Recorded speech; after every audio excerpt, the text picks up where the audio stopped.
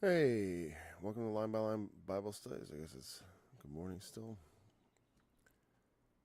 Um, we have I'm just having issues with this. Getting used to the new computer. Running this on Windows 11 is a little different than on my old machine. All right. So we're gonna start reading at verse 25 of 9. We're really here to pick it up at about 27, and then I'm going to continue to read into chapter 10. Know therefore and understand that from the going forth of the commandment to restore and to build Jerusalem unto Messiah the Prince shall be 7 weeks, and 62 weeks. The street shall be built again, and the wall, even in troublous times. And after 62 weeks shall Messiah be cut off, but not for himself.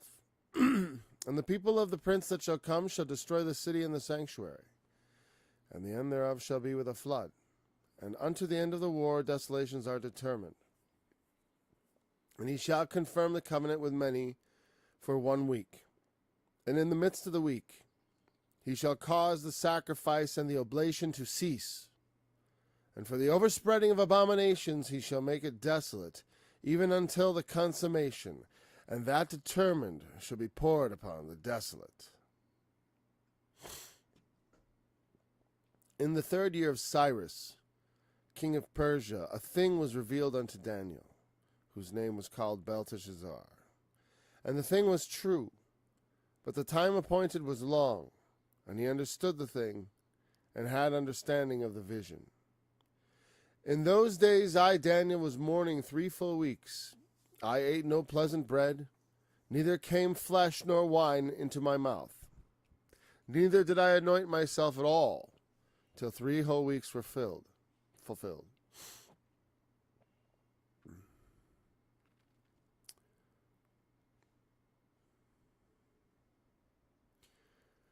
And in the 24th day of the 1st month, I was by the side of the great river which is Hiddekel. Then I lifted up mine eyes, and looked, and behold, a certain man clothed in linen, whose loins were girded with fine gold of Uphaz. His body also was like the beryl, and his face as the appearance of lightning, and his eyes as lamps of fire, and his arms and his feet like in color to polished brass, and the voice of his words like the voice of a multitude. And I, Daniel, alone saw the vision. For the men that were with me saw not the vision, but a great quaking fell upon them, so that they fled to hide themselves. Therefore I was left alone, and saw this great vision, and there remained no strength in me.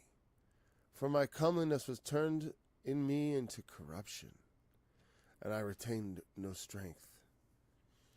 Yet heard I the voice of his words. And when I heard the voice of his words, then was I in a deep sleep on my face, and my face toward the ground. And behold, an hand touched me, which set me up upon my knees, and upon the palms of my hands. And he said unto me, O Daniel, a man greatly beloved, understand the words that I speak unto thee, and stand upright, for unto thee am I now sent. And when he had spoken thus word unto me, I stood trembling.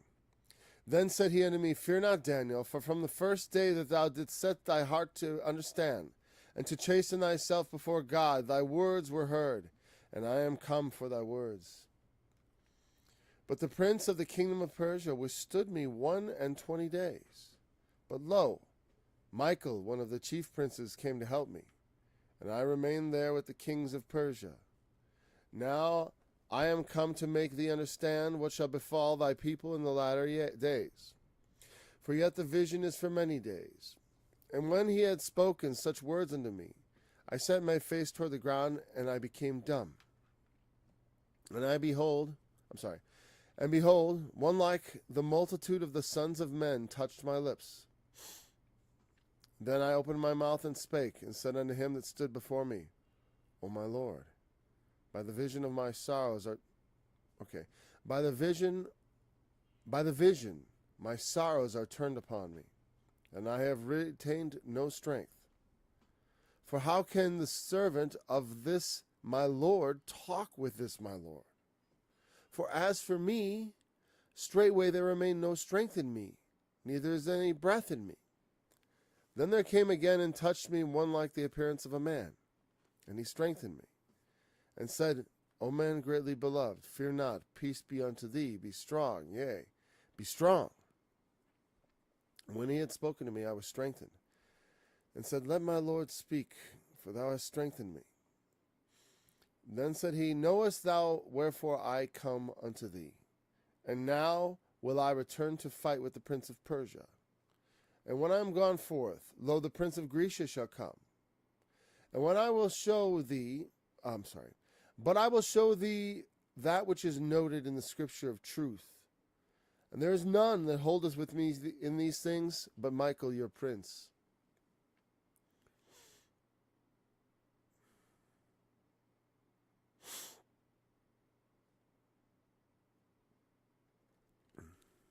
This is really a continuation of that chapter.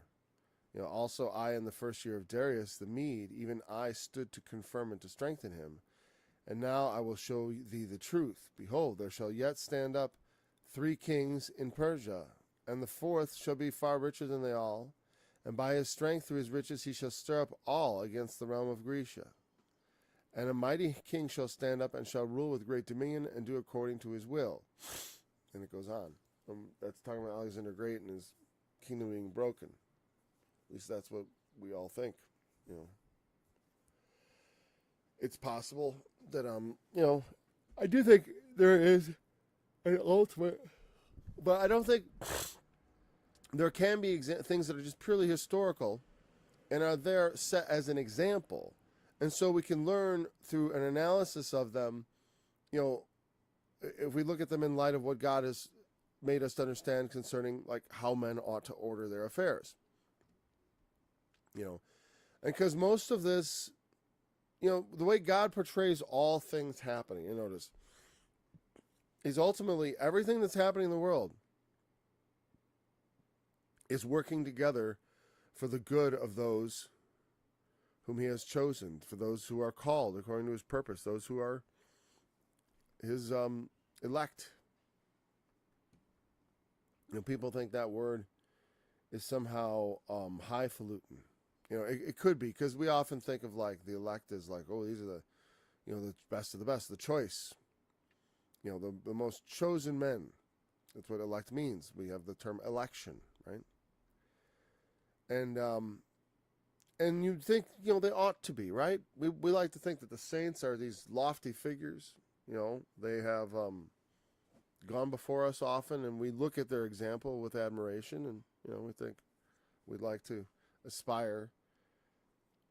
But often we feel like it's out of reach. When I was a kid, the saints all seemed like these mythical, like giants. And I'm not saying they're not in a certain sense, but in another sense, when you read about them, you discover they're very human, and they're just like you. And that means you also can be just like them. And in fact, in many ways, you are just like them. Peter was just a humble fisherman, a tradesman, essentially. Most of the apostles were not particularly learned men, if at all. I mean, the Jews were a little more learned on average than a lot of other societies, because they were people of the book. But still, many of them, such as Peter was not. Never argues with the point that he was illiterate. He was a man not having letters. Now it says that of him. How can these men not knowing letters? Whereas Jesus was reading in the synagogue, everyone knew he could read. He'd get up and read, and they'd call him rabbi and stuff, because he was reasoning with the rabbis in his adolescence. That's the famous story. I always loved that story as a kid, because I was a kid too, and I like to think that Jesus was once like me, a kid, and that's included there probably 4 kids. Anyways, so we talked about this 70 weeks to the coming of Messiah. I noticed also that in chapter 8, I was talking about the 2,300 days as if it was 1,260 days, which is the other time period, or one of the other time periods. This is 42 months, 1,260 days. The 2,300, which is a lot closer to 7 years, which is short of 7 years, obviously, because 365 times 7. If you just round it down to 350 times 7 was 0, 35 carry to 3, 2,000, what was it? Yeah, 2,400 something. 2,435. I think something like that. Yeah. That's how many days there would be if it was 7 years exactly. But they may have according to the Hebrew reckoning of years is a little weird, but they give it in those days. Well, and again, there we assume it's days.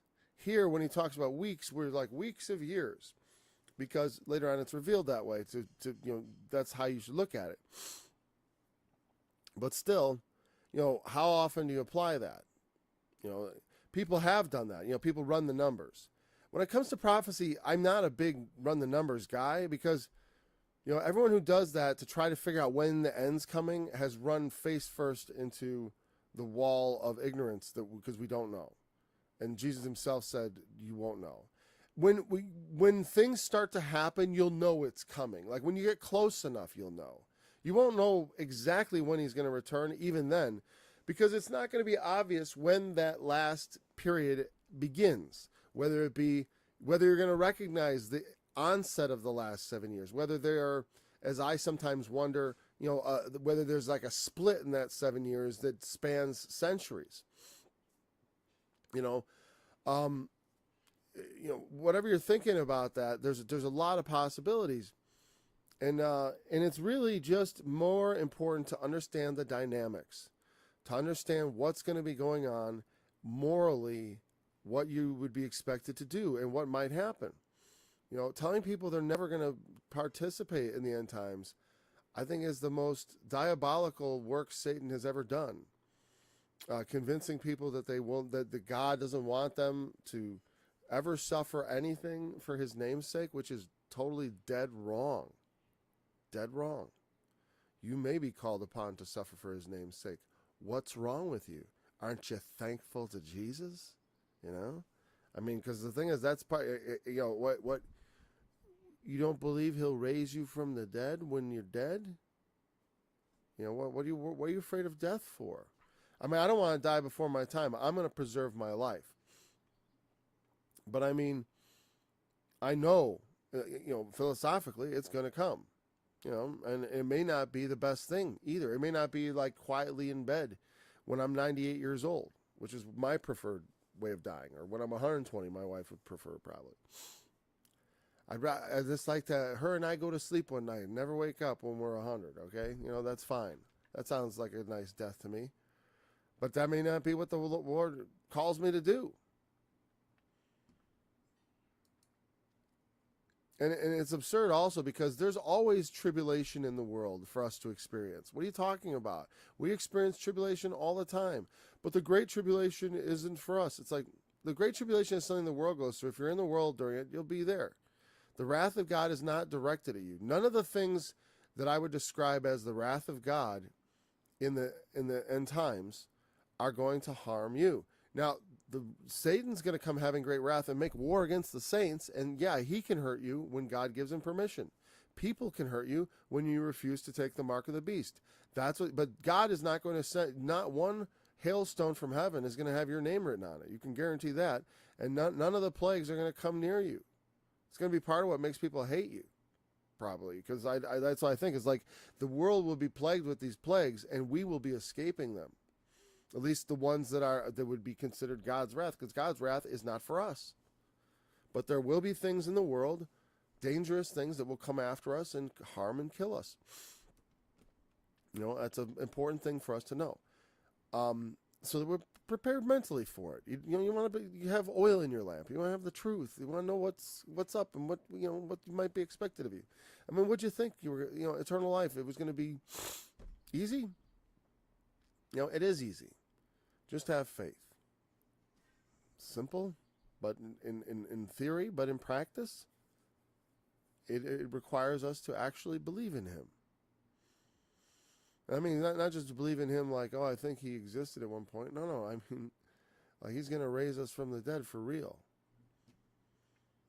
And so you can go ahead and speak the truth, and don't worry if people are going to kill you about it, because the Lord has your back. That's what we're supposed to believe. Contrary to the fact that, I see all the dudes who came before me who stood up for the truth. Seems like the world forgot about a lot of them, and they're just dead in their mass graves. But there's an altar before God, and from that altar their souls scream. And they scream forever and ever, unendingly, in torment, begging for vengeance. They cry with a loud voice, "How long, O Lord? Holy and true dost thou not judge and avenge our blood on them that dwell on the earth?" They're waiting for vengeance because they have it coming. All the people who've done wickedly in this earth need to pay the price, and they will be made to pay the price.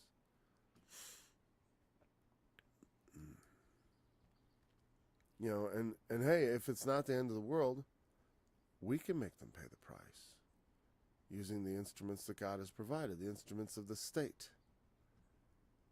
Those who have abused the power to commit crimes against humanity need to be brought to justice. Don't worry, we'll get another chance at it, because since they got away with it this time, they're going to try to do it again, you can bet, and it'll be worse. When it's worse, do you think more people will stand up?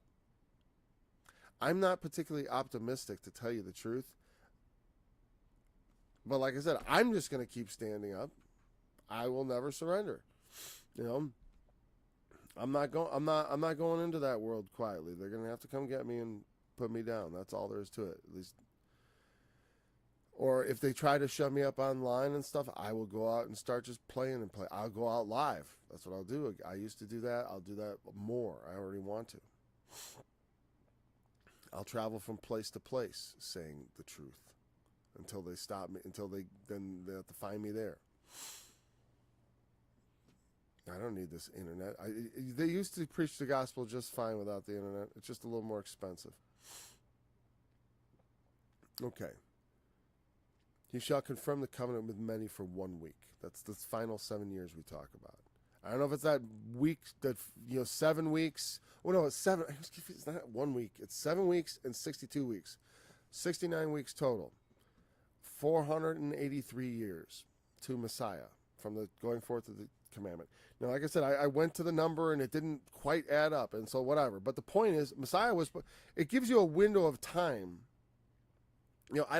My ignorance doesn't mean that it's somehow wrong or whatever. It's like, and like I said, I've always been a little bit, I'm not a big numbers guy, but they're given in the prophecy here, so, it's part of it.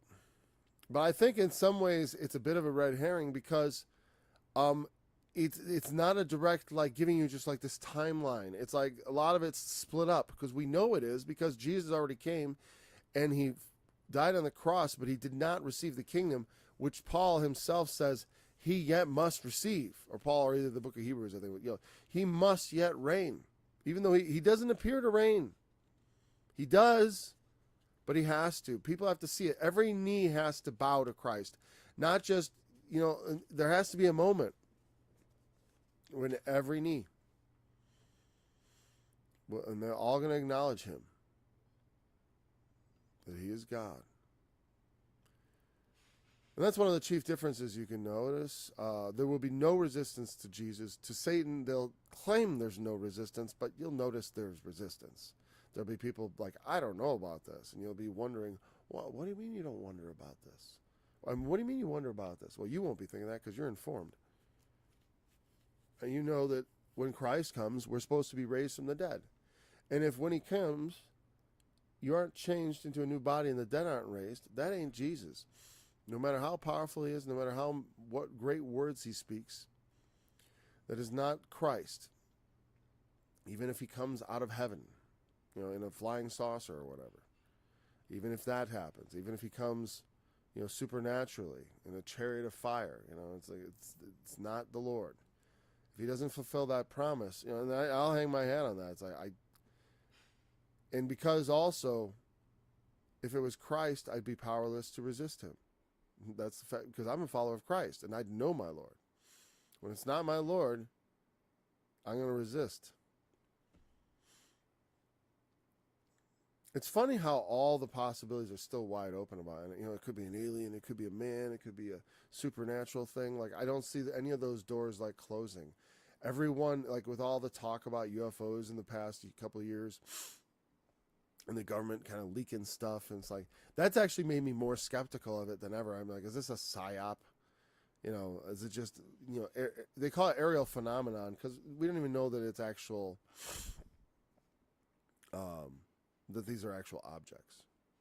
You know what I mean? Because they're things that are observed. You know what I mean? Things can often look very solid and real. They can be made to look solid and real when they're not. But, and also there's a lot of video editing capability these days. So it's hard to tell sometimes what's real and what isn't. But, because I've watched the sky for many years. I like to look at the sky, and I tend to look upwards. I live in a rural area, so I see a lot of the sky.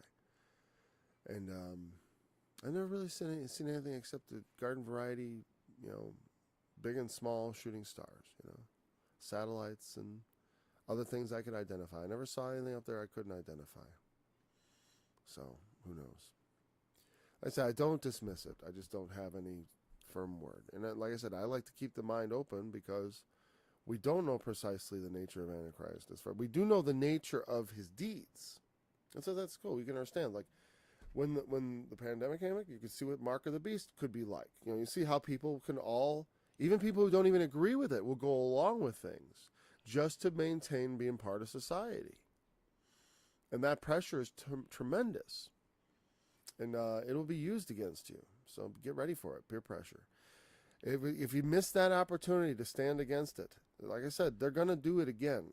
And so maybe this time, consider it's going to be worse. And if we don't stop them this time, it's going to get even worse than that. And we may be on a downward spiral towards Antichrist for all I know. And then all bets are off, whatever. It's going to happen someday. So it's like, I don't want it to happen on my watch. You know what I mean? That's how I feel about it. So not on my watch. I'm not going to let I'll tell you what. If Antichrist comes, he's not just going to waltz in here. He's going to be taking fire from the moment he walks on the scene. As far as for me, I hope, as far as when it's manifest, when he starts manifesting the characteristics. I mean, claiming to be God and all that stuff. Come on. People going along with it. This is our God. I mean, it's almost unbelievable, but totally believable. After the pandemic, I can totally believe it. Especially this generation, right? They're so godless. The faith has waned among many. The love of many is waxed cold, I mean, think about it. Even think about the very attitudes, like even the shirt I'm wearing. It's like, this is, that's the attitude. Let's stone everybody. It's the compassion for people and mercy. That's not a value. Stomp on the people they do not, on the Nazis, people who, which is, they have a very broad definition of that, by the way, And very weird things make you that, like being against giant corporations that are trying to force people to take injections that are experimental. That's a really far totalitarian position to take on our part, to oppose that. So, they call you what they are. So in the midst of the week, he shall cause the sacrifice and oblation to cease. So that always kind of threw me a bit. I mean, well, it did. But I mean, I can understand it in context with Antiochus Epiphanes. And so he is the example. What did he do? He went into the temple of God, erected a statue to Zeus, and sacrificed a pig on the altar. So it's a full panoply of defiling the temple, bringing in a false god, making a sacrifice of something unclean. So it'll be something along those lines. Essentially, as it's written in First, Second Thessalonians, even him who's coming is after the working of Satan, with all power and signs and lying wonders. Is that from Second Thessalonians? Yeah, I think so. And lying wonders. And then for this cause, God shall give them over to a strong delusion that they should believe a lie, it says. People will be willing to believe a lie. And the lie is going to be this false god. It says they will make an image to the beast. The image can go beyond a simple statue. It could be a more metaphysical image. I'm not so sure about that, because it seems to me like in the example it was actually like he did something outwardly to show he was, his God was, he was going to, he was intentionally defiling the sanctuary by bringing in another god, because he knew that's what the Jews would be most offended by. Now, I don't necessarily think the Antichrist is going to be reacted to that way. Now, there are going to be sealed of Israel, and that's something that could already be in progress, because they are really pushing hard, the Jews for Jesus. And it's coming from them, from the Jews themselves. So that's nice to see, but also something to consider about, what the times we're living in, because the Jews their ears are starting to open. How long should that, how long were the Jews supposed to be, blinded? Well, until the times of the Gentiles are fulfilled, I presume, right? And so that's when things wrap up. There's got to be a reawakening. And could that be going on? Perhaps. Or maybe it's just the beginning of it. I don't know. But we could easily see, when it talks about sealing 144,000 of the tribes of Israel, there's plenty for that. I don't, to be sealed against Antichrist. He's going to come, and one of the things it says, the sacrifice and oblation are going to cease. Now, there is currently no sacrifice, daily sacrifice or oblation being done in Jerusalem on behalf of Yahweh, by the Jews. There is no thing such as that. But I just love being able to click around and it doesn't make everything go bad anymore. That doesn't, there is no temple. So the question comes up, do we need a temple? Does there have to be a temple for this to go forward? Does there have to be a rebuilt temple, reestablished sacrifices? Because one of the things that's interesting, right, the people of the prince that shall come will come and destroy the city and the sanctuary. And also, Messiah is going to be cut off. And I'm, a lot of times they ask this question, who crucified Christ? And it's a trick question, because some people will answer, well, the Jews did, or the Romans did, we did. It was us, because he was wounded for our transgressions. Actually, that one of the passages, when they say he was wounded for our transgressions, bruised for our iniquities, when the Jews say that is talking about Jacob was wounded for the transgressions of Jacob, it doesn't work like that. He was for our means there's someone else outside of us. Not we were wounded for ours. And that works poetically. It doesn't really work prophetically, as far as he was wounded for our transgressions. Not in any redemptive way. The things that were, when Israel was punished, a remnant would be saved. And they'd had to call on him. And that's a little different. But anyways, where am I? I wanted to look up in where we're studying. Okay, I'm going to bring that over. There we go. Oh, I'm talking with a weird accent. All right, we'll fix that. That's the wrong window, Paul. Okay. So, do we need a sanctuary? Well, first I want to look up oblation.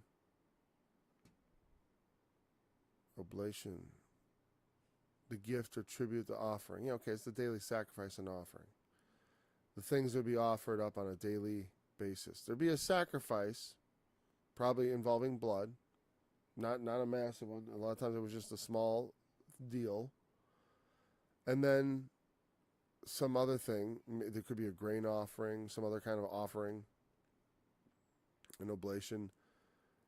And for the overspraying of abominations shall he make it desolate. So I was thinking about this in a lot of ways. Because in a sense, right, people could say like he was wounded for our country, or God, the Lord has it said, the Lord caused these things to happen to him. It also says that. And this verse oftentimes I find confusing. I'm like, okay, well, because of that reason, who's the he?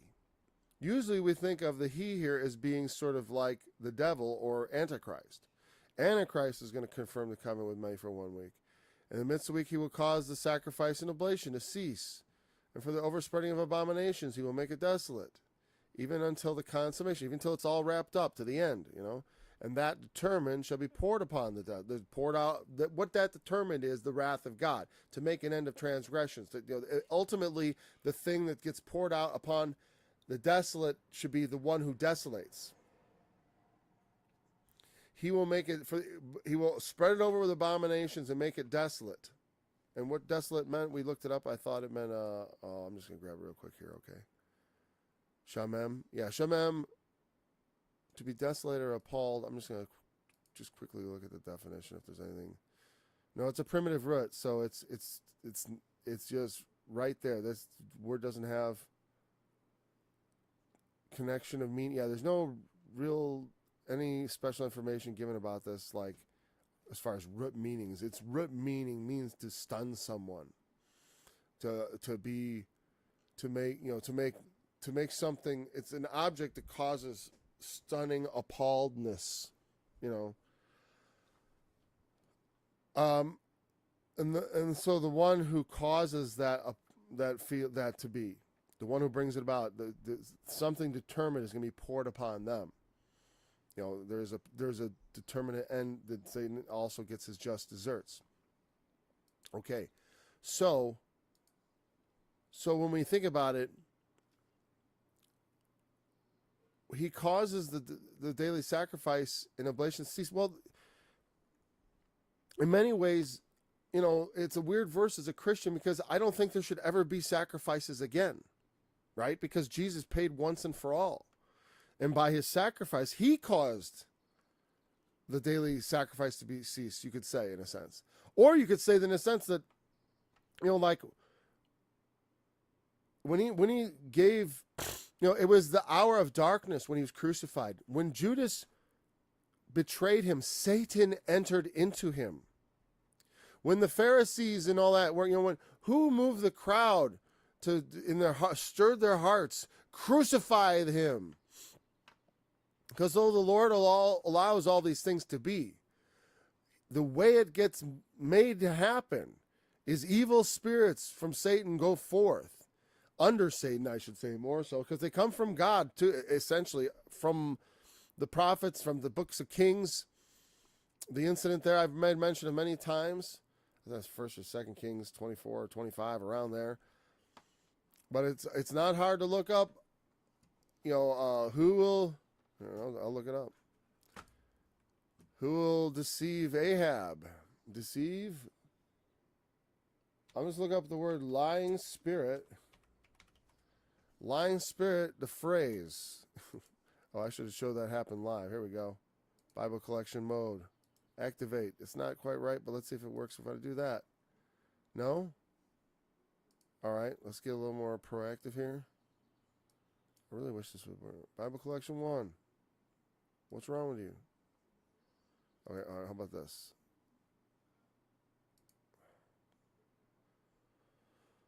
The Bible, there you go. I see, it just wants to go to the search box. Why is it being so difficult? Oh, okay, there we go. Okay. Just want to do this with my friends. All right. Lying spirit. Oh, nothing? Okay, I will be a Oh, I wasn't looking in the right range. I didn't look up ever. I just search ever. Lying spirit only occurs 4 times in the Bible. Well, one is 1 Kings 2:22. 1 Kings 22, verse 22. And this is that. There's you can read the whole passage. I'm not going to read it all now. But like verse 19, and he said, "Hear thou therefore the word of the Lord. I saw the Lord sitting on his throne, and all the host of heaven standing by him on his right hand and on his left. And the Lord said, Who shall persuade Ahab that he may go up and fall at Ramoth Gilead? And one said on this manner, and another said on that manner. And there came forth a spirit, and stood before the Lord, and said, I will persuade him. And the Lord said unto him, Wherewith? And he said, I will go forth, and I will be a lying spirit in the mouth of all his prophets. And he said, Thou shalt persuade him, prevail also. Go forth, and do so. Now therefore, behold, the Lord hath put a lying spirit in the mouth of all these thy prophets, and the Lord hath spoken evil concerning thee. There's something bad things are going to happen to you. And then, oh yeah, which way went the Spirit of the Lord to speak from me to speak unto thee? Right? Slapped him in the face. False prophets are very bold. They will do things because they fear not God. They're talking in God's name. They surely don't believe that there is a God. Otherwise, they wouldn't dare do such a thing. And so, when you find a flippant false prophet, man, he's capable. That dude is capable of most anything. Like, he's so ethically void that as an unbeliever, he actually went into the realm of faith to become a preacher. And this happens frequently. Those are the low, atheists that sit around and talk about morality and how they can have morality without religion are the good guys of the atheist community. The real ones don't care one bit about that bull. They want to they'll infiltrate and get what they want. If it's money, it's money. If it's access to children, it's access to children. They'll do whatever it takes. Some of the most wicked people are attracted to religious power, and that's why I try to wield it so carefully, because I'm not going to become your Moses. I just refuse. And because I want to make little candlesticks. I'm not trying to make myself into a big old star. I need light. I want people who know how to bear the light, and those who know how to carry it forward, those who will have their lamps full and ready for the Lord when he comes. That is my aspiration. Okay. So, in some ways I'm like, oh, that's where I kind of get in there, like, I'm like, hey, what if the 3 years of Jesus' ministry was the first 3.5 years of the last 7 weeks to make an end of everything? Because there was something special about his ministry. It was like it was the end times. In fact, they all thought it was the end times, and everything written about that time talks like, yeah, it's like the end, man. It's great because it's here and it's happened, and Jesus is coming back probably real soon because it's all fulfilled, right? And then the people of the prince that shall come and destroy the city and the sanctuary. And it's really weird because at this time it's already destroyed. They haven't even rebuilt it yet.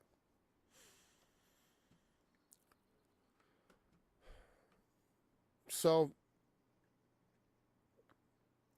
in the midst of the week, he will cause that to cease. So, either that or, like, Antichrist is going to be here for 7 years. And after 3.5 years or so, he will cause the Jewish worship to be interrupted and do exactly like Antiochus Epiphanes. Well, maybe not exactly. But like I said, there's going to be something like that. He's going to replace the worship. The way I look at it is, okay. What did Antiochus do? What is the basic thing he did? He came into their faith and he replaced their God with a different God, and himself he proclaimed to be God also.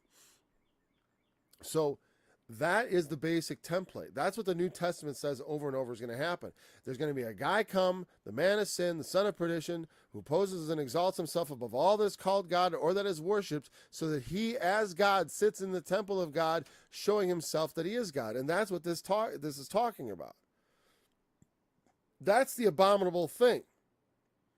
And it doesn't have to be, Jesus said God seeks those to worship him who will worship him in spirit and in truth.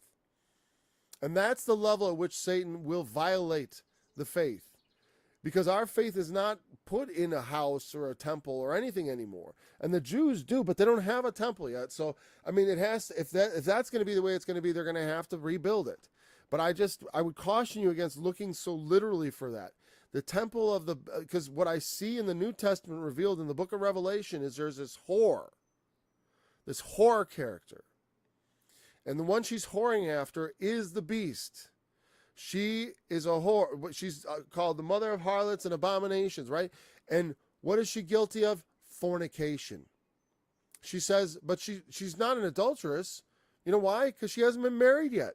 She was supposed to be a chaste virgin, as Paul talked about in 2 Corinthians chapter, 10, 11 there, about, I think it's 11. Yeah. About, hey, I don't want you to be, I want to present you as a chaste virgin to Christ. So I don't want someone coming along who might because I'm a little nervous because someone might come along preaching another Jesus.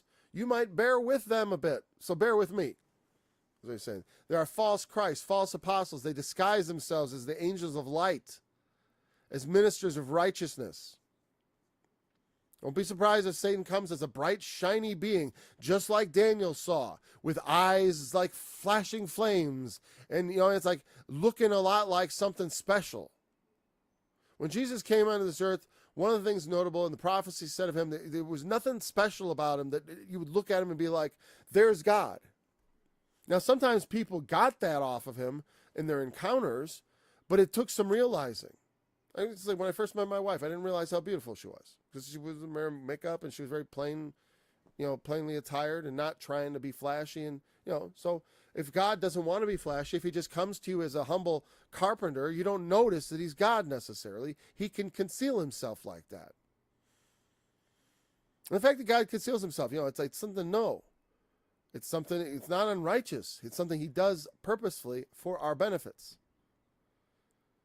It says it's to make us into his sons. So, what is she the mother of? Mother of harlots and abominations. Mother of abominations. See, there's two women in the book of Revelation. We have the woman in chapter 12, right? She flees from the dragon. The dragon, it's the remnant of her seed he's making war with. That's obviously the elect. And the woman is the sort of overarching type of the church, of the mother of God, whatever, not the mother of God, the mother of Jesus, also being, I don't want to, I'm not Catholic at all. I don't believe in that mother of God stuff. But sometimes, whatever, I just said, but the idea that she is the mother of the man-child who is Christ, right? But also she is the mother of the remnant of the seed of Christ, which is us. We are his body. We are his earthly, appendages. So, Christ is us. We are Christ in that sense, in a spiritual sense, right? Through the unification of the Spirit. So there's that woman, but then there's a woman, and it's kind of portrayed in the 5 foolish virgins, right? She's a fornicator. I sit a queen and am no widow, because that's how she looks at us. You're a widow. You're following a dead Messiah. My Messiah is alive. Look at here he is. I am enthroned with my king. And who is her king? It goes back to the first statue, the king of Babylon, baby. Isaiah 14, the one who sits on the sides of the north proclaiming himself God, which was, a peek in, when Nebuchadnezzar thought of those things, he was peeking into the very heart of Satan. And it's amazing that God had mercy on him, because Nebuchadnezzar is like a type of Satan. God had mercy, apparently, from all I can tell, on a type of Satan, which shows you how far his mercy can go. Because Nebuchadnezzar was a brutal, murderous dictator, but God showed him. Even they can, because here's the thing, until you've walked a mile in another man's shoes, don't tell me who you are. Until you've been, I like to listen to Jimmy Dore sometimes, and he's kind of a leftist, but, an honest person in my estimation for the most part. And I like to listen to people I don't totally agree with, because I don't like to just have the same things uttered to me over and over again. I like to have things somewhat challenging. But he always jokes about, about how all the media figures are all bought off and stuff, right? And he's like, I wish someone would buy me off, like, I forgot what he said, for $1 million, I think I'd sell out too. He's not me though, I gotta say. I like the joke. I think it's funny. I like to think I wouldn't sell out for $1 million. And I like his humility, and I follow the same humble example because I think it's right to say, like, I don't know what I would do if someone tempted me like that. I've never been tempted like that. I've never been in charge of of a Bronze Age army bent on murder and destruction. So I don't know what people in that position, I don't know how to acquit myself righteously in that situation. For the most part, when God puts you at the head of an army, oftentimes He intends for you to use it, and but how you use it, you got to consider an answer for it. There's a way in every situation to escape doing wickedly, to escape sin and evil. We always have a choice. So I had no choice. It's like you did. You just didn't like the other choices because they would be hard on you. That's what, when people say they have no choice, they mean, but the other choices would have cost me something. Yeah, they might cost you something, those choices. Yeah, you can worship Satan and your life will be spared in the moment, but you can lose your soul.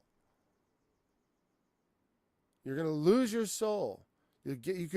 He'll offer you everything. That's the thing is I work, Satan will say, I often said, like, one of the reasons I quit smoking is because I didn't want to have, I couldn't, like, it would be something as small as a cigarette that I could betray the Lord for. You know what I mean? Like, really, Paul, you just had to have another cigarette, right? Hey, got to get that fix, right? Got to get that nicotine fix. Yeah, I don't want to be compromised like that. And when we have weaknesses in the flesh, they're potential points of compromise. Judas was a thief. So money, 30 pieces of silver. Hey, he was talking about being crucified anyways, right? No, woe to them by whom these offenses come. Offenses got to come, but woe to them by whom they come. So the overspreading of abominations is the merit, in my mind, in the end times, is when the apostasy happens and Satan enters into the most holy, which is what is purported to be the body of Christ. It's weird because it's like, I do not believe you can lose your salvation, because that's an oxymoronic thing to say. Like, if you lost your salvation, you never had your salvation, because salvation comes at the end. Like, Like, if I lose my salvation now, what am I losing? Salvation is when I get raised from the dead and I live forever with God. That's the ultimate form of salvation.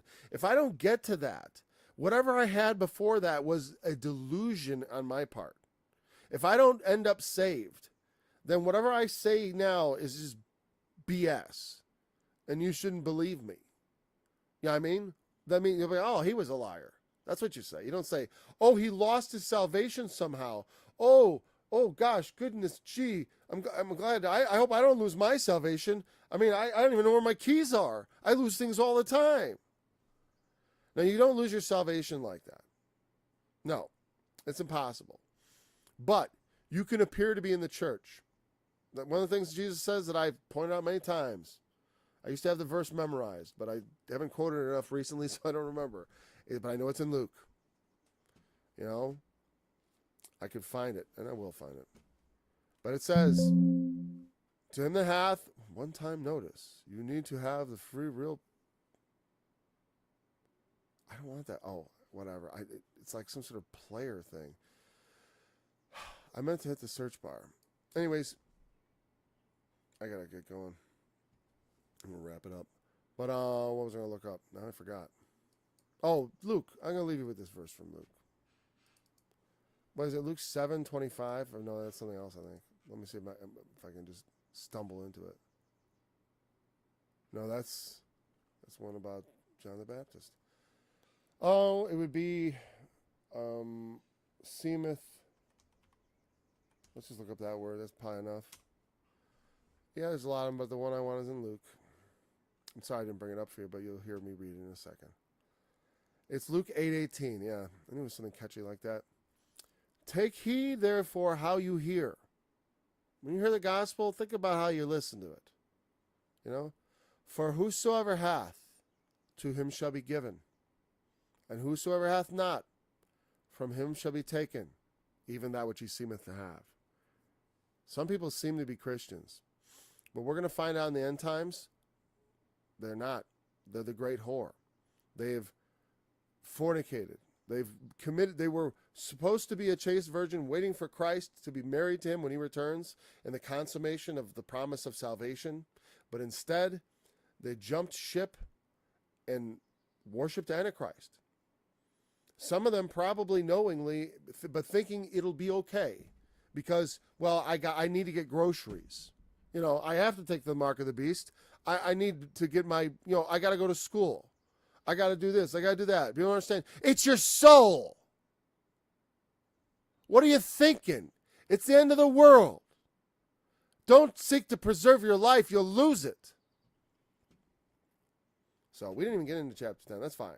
Because this is an important verse. Understanding it. He's going to make an overspreading of abominations. There's a cup full of abominations in her hand.